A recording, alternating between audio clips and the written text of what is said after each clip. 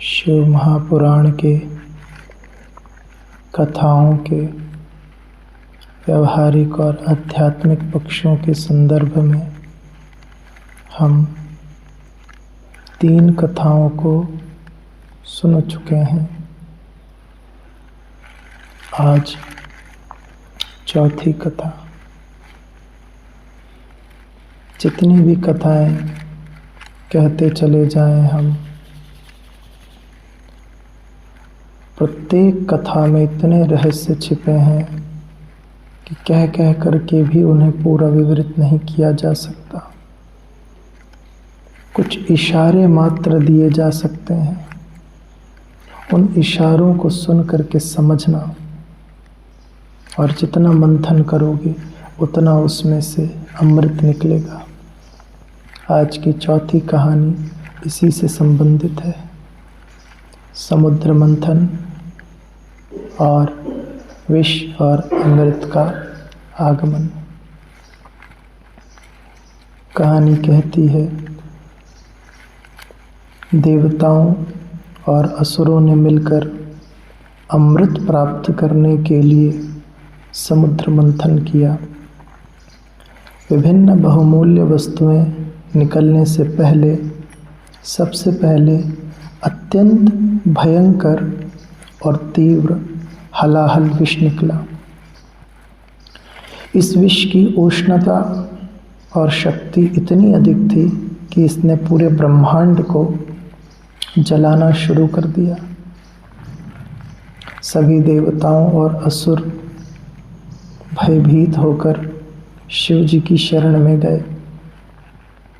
विश्व के कल्याण के लिए शिव ने तत्काल उस भयानक विष को अपने हाथों से उठाया और पी लिया। शिव ने उस विष को अपने कंठ में ही रोक लिया। उसे ना तो शरीर के अंदर जाने दिया और ना ही उसे बाहर। विष के प्रभाव से उनका कंठ नीला हो गया और वे नीलकंठ कहलाए। इस घटना ने विश्व को विनाश से बचा लिया। कितनी सरल है ये कहानी, लेकिन जितनी ही सरल है उतनी ही जटिल भी। देवताओं और असुरों ने मिलकर के अमृत प्राप्ति के उद्देश्य से समुद्र मंथन किया। कौन है ये देवता, कौन है ये असुर, किनकी बात हो रही है यहाँ? किसी लोक में देवताओं की, किसी पाताल के असुरों की नहीं। यहाँ किसी दूर दराज इंद्रलोक में बैठे इंद्र की और पाताल लोक में बैठे किसी असुर की बात नहीं हो रही है। यहाँ हमारे मन के 2 हिस्सों की बात हो रही है। हमारे मन में 2 प्रकार की चेतनाएं सदा व्याप्त होती हैं, एक अच्छी एक बुरी।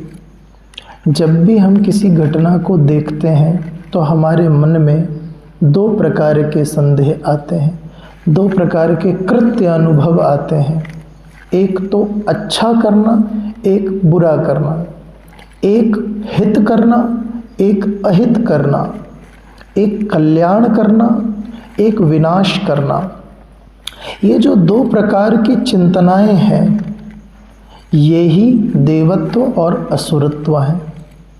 जब हम अच्छे भाव में होते हैं, किसी का कल्याण करने के भाव में होते हैं, किसी का हित करने के भाव में होते हैं, किसी की अच्छाई को बढ़ाने की स्थिति में होते हैं, वो देवत्व का क्षण है हमारा। जब हम किसी की निंदा कर रहे होते हैं, जब हम किसी की बुराई कर रहे होते हैं, जब हम किसी की अवहेलना कर रहे होते हैं, जब हम किसी के विनाश के संबंधित योजनाएं बना रहे होते हैं, वो हमारे असुरत्व की स्थिति है। वो हमारे असुर होने का प्रमाण है। देवता और असुर कहीं दूर दूर नहीं हैं। ये एक ही चेतना के 2 स्वरूप हैं। ये एक ही मनुष्य की 2 भिन्न भिन्न अवस्थाएं हैं। आप तनिक विचार कीजिए, जब भी कोई कृत्य करते हो तो 2 प्रकार की आवाज़ें आती हैं। एक कर ले कृत्य, क्या ही चला जाएगा, सब तो कर रहे हैं, तू कौन सा विशेष है। ये कौन है जो गलत को भी हमको करने के लिए विवश कर रहा है। जिस क्षण वो गलत कृत्य हम कर देते हैं, भीतर से एक और आवाज आती है, ऐसा नहीं करना था, मेरी बात क्यों नहीं सुनी, और फिर उसकी बात सुनकर ग्लानि होती। ये कौन है जिसने कृत्य कर दिया और अब अपनी ही आवाज सुनकर के ग्लानि भी कर रहा है। ये वही दो स्थितियां हैं, देवत्व की और असुरत्व की। सुबह से लेकर शाम तक हमारे मन पर इन दोनों के संस्कारों की छाप निरंतर पड़ी हुई है, और हमारे हर कृत्य में इन दोनों का बहुमूल्य योगदान होता है। हमने इन दोनों को बढ़ाया है, ये दोनों अपना काम करते हैं। ऐसा ही हुआ। समुद्र मंथन यानी कि चिंतना, किसी भी कार्य को लेकर चिंतन करना, किसी भी कार्य को लेकर मंथन करना, विचार करना, विमर्श करना। अपने भीतर कितनी सारी चीजें हमारे जीवन में आती हैं जिसको लेकर हम विचार मंथना करते हैं, और जब हम विचार मंथन कर रहे होते हैं तो अच्छे गुण और बुरे गुण दोनों अपना प्रभाव दिखाते हैं, दोनों हमको भिन्न भिन्न रूप से चेताते हैं, दोनों हमको भिन्न भिन्न स्थितियों से कृत्य करने के लिए विवश करते हैं। और इस मंथन के दौरान इसको ऐसा भी समझना चाहिए जैसे हमें कोई बड़ा निर्णय लेना है व्यवहारिक जीवन में, हमें कोई नई शुरुआत करनी है व्यवहारिक जीवन में, हमें किसी नए कृत्य की ओर कदम बढ़ाना है व्यवहारिक जीवन में। उसका बहुत मंथन चलेगा, बहुत भिन्न भिन्न प्रकार का मंथन चलेगा। और जब भी हम किसी नवीन कृत्य की ओर बढ़ेंगे तो सबसे पहले उस मंथन से डर उत्पन्न होगा। यही हलाहल विष है। भय उत्पन्न होगा, यही हलाहल विष है। निराशा उत्पन्न होगी, हताशा उत्पन्न होगी, कुछ नहीं कर पाए तो क्या होगा। ये सारी जो चीजें उत्पन्न होती हैं, यही सबसे पहले उस मंथन का विष है।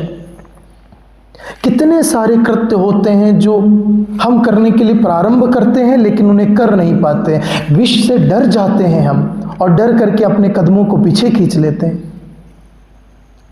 जीवन में आने वाली चुनौतियों को देखकर पहले ही घबरा जाते हैं और हम अपने कदमों को पीछे खींच लेते हैं। बड़े बड़े निर्णय लेने के पहले ही उसके कितने सर्कमस्टांसेस आएंगे, कितनी दुखें आएंगी, कितनी उससे विपत्ति उत्पन्न होगी। इन सारी चीजों को देखकर हम अपने कदम पीछे खींच लेते हैं। लोग क्या कहेंगे, लोगों को कैसा लगेगा, लोग कहीं हमारे ऊपर प्रश्न तो नहीं खड़ा कर देंगे। इन सारी बातों को सोचकर हम अपने कदमों को पीछे खींच लेते हैं। यही तो हलाहल विष है जो हमें डरा रहा है, जो हमें भयभीत कर रहा है, जो हमको चिंतना में डाल रहा है। और बस इस हलाहल विष के निकलते ही हम अपने कदमों को पीछे खींचकर चुपचाप शांत हो जाते हैं जैसे पहले थे।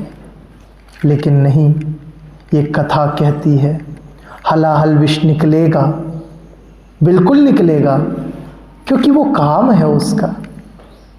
और जिस क्षण हमने अपने पूरे विवेक से,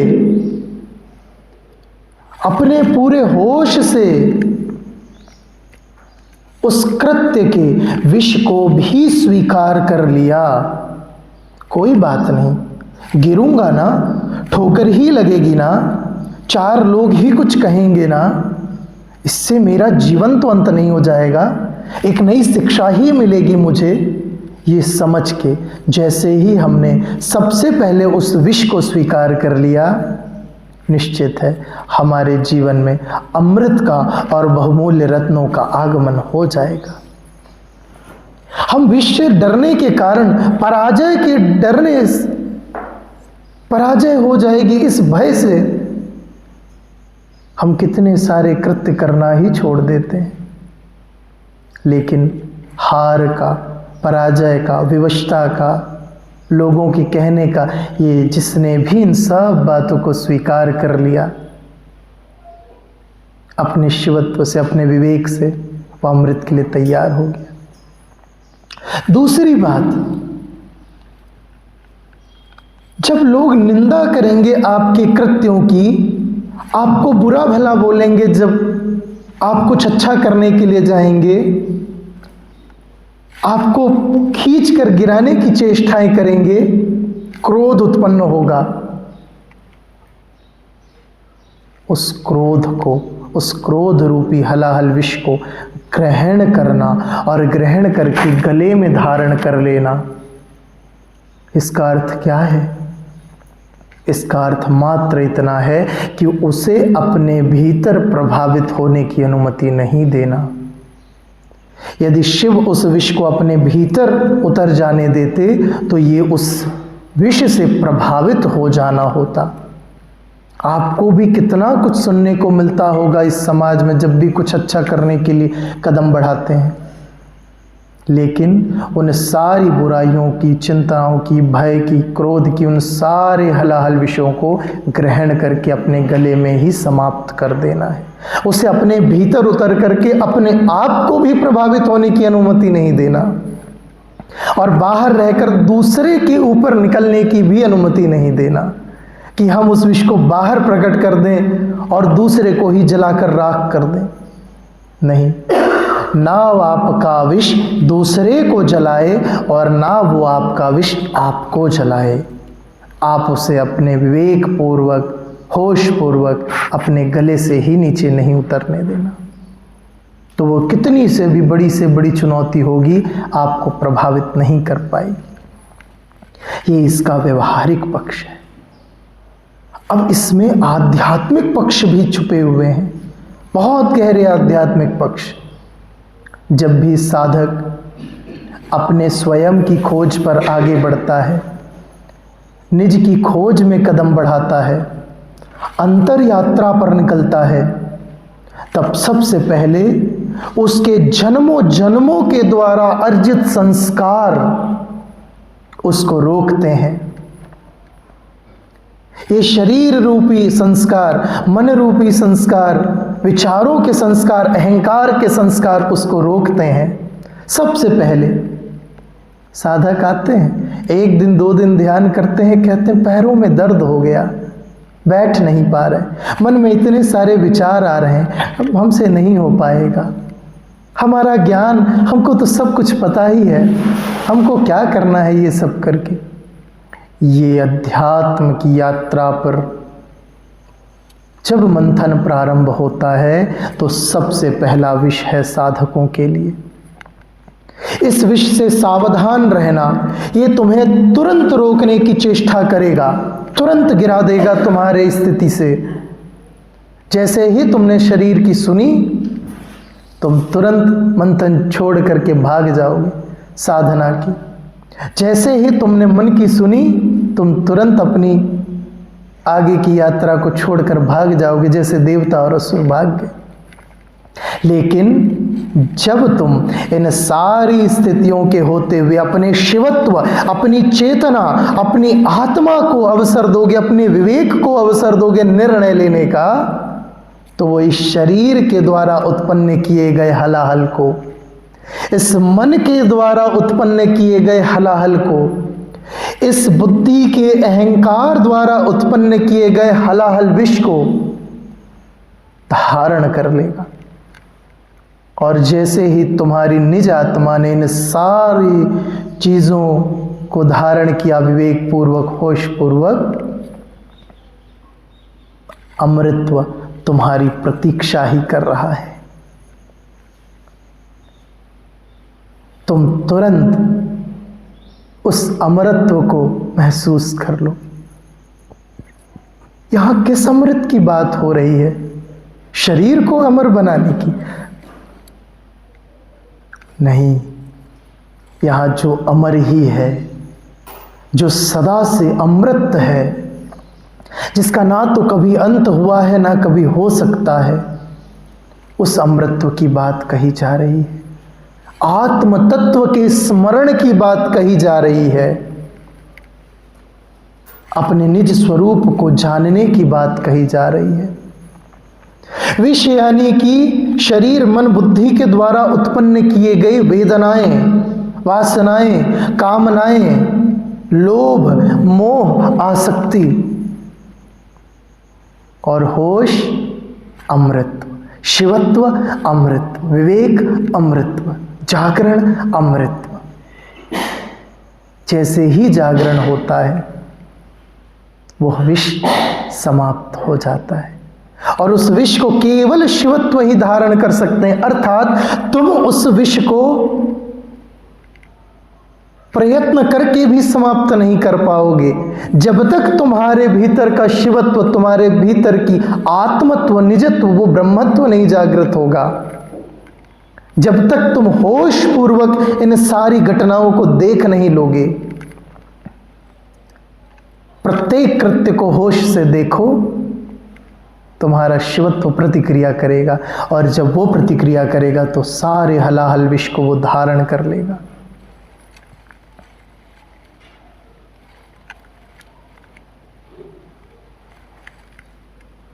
तो व्यवहारिक जीवन में जब भी किसी बड़े कार्य के लिए बढ़ना, निर्णय के लिए बढ़ना, तो बहुत सारी कठिनाइयाँ आएंगी।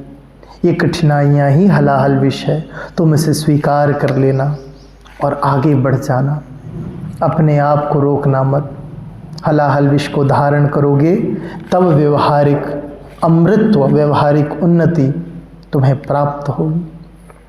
और आध्यात्मिक जीवन में जब तुम साधना की ओर कदम बढ़ाओगे तो सबसे पहले ये भिन्न भिन्न शरीर मन बुद्धि की कठिनाइयाँ रोकने की चीज़ें तुम्हारे जीवन में आगमित होंगी। परंतु इन चुनौतियों से डर कर भाग मत जाना, इन्हें स्वीकार करना अपने होश से, विवेक से, शिवत्व से। ये सारा हलाहल विष ग्रहण कर लेंगी और तुम वो ही हो जाओगे जिसने इस विष को धारण किया।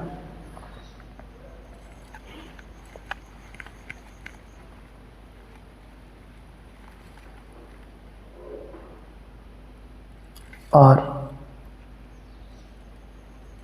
जैसे जैसे अमृत मंथन आगे बढ़ता जाएगा वैसे वैसे वह अमृत तुम्हारे जीवन में उतरता चला जाएगा।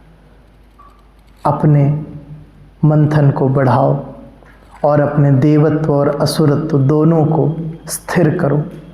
जितने भी निर्णय हैं देवत्व और असुरत्व की स्थिति से नहीं, शिव की स्थिति से लेना प्रारंभ करो। तब तुम इस मंथन के पार जा पाओगे। तब तुम्हारी व्यवहारिक और आध्यात्मिक समझ में अमृतत्व उतरेगा। आज के लिए इतना पर्याप्त।